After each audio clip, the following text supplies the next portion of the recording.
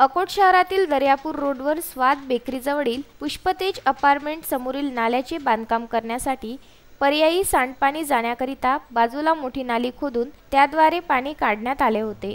मागील 4 महिन्यापासून नाल्याचे काम अपूर्ण पडले असून अद्यापपर्यंत ही पर्यायी काढलेली नाली बुजवण्यात आली नाही। त्यामुळे पुष्पतेज अपार्टमेंटमध्ये तसेच महिला पुरुषांसह लहान मुले, ज्येष्ठ नागरिकांना जीव मुठीत घेऊन नालीवरून जाणे येणे करावे लागत आहे।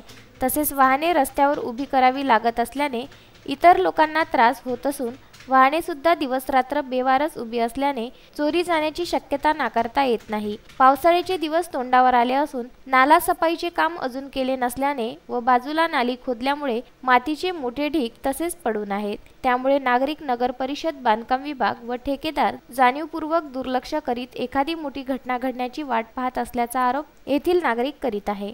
सारंग कराडे, विदर्भ न्यूज, अकोट।